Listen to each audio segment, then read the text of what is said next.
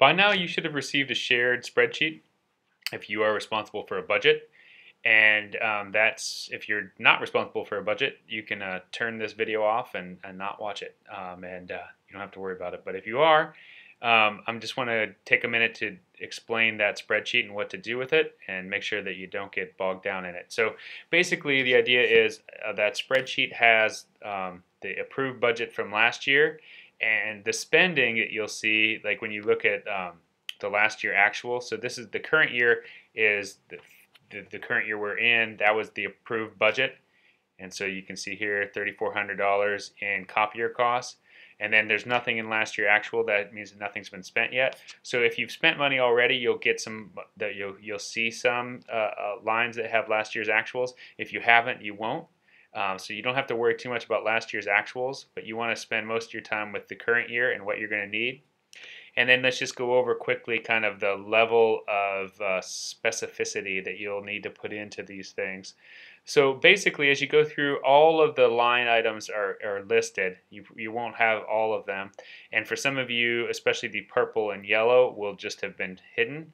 If they are hidden, there'll be a little arrow right here by the 60. You just hit that arrow and they'll pop in if you want to add a travel line or a printing and binding line. So the biggest thing about the spreadsheet is please don't add lines to it. If you need more lines, let me know, just because all of the formulas are set up for the lines that we have. But let's say, for classroom supplies, anything that's basic, there's no justification. If you already have the money from last year to cover it, just put your numbers in here. It'll automatically total over here and then request it, and it'll all tally into the proposed. You don't have to worry about anything beyond that. I don't need to know any of the specific orders or any of that. Just kind of rough where it's coming from. And the most important part in the co-op budget is that anything that's in this equipment line, which is down in the blue, stays in the equipment line. The way we approve the budget, the different towns of the co-op pay differently based on whether it's equipment or any of the other lines. So it's important that you know what is equipment and what isn't. Pauline's going to get us kind of a description of some of those tricky items that kind of go between equipment and supplies. And as soon as I get that, I'll send that out to you.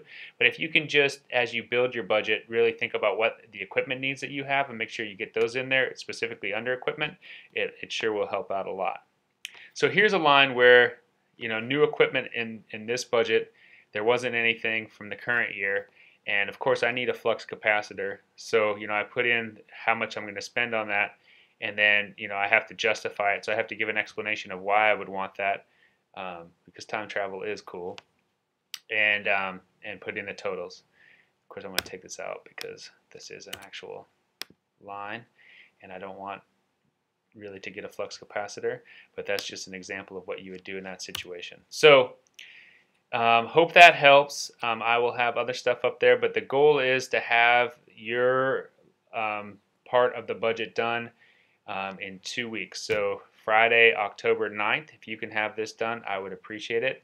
And then I can pull this all together and we'll have a submitted budget for the school board sooner than you think. So thank you very much and hope that helps.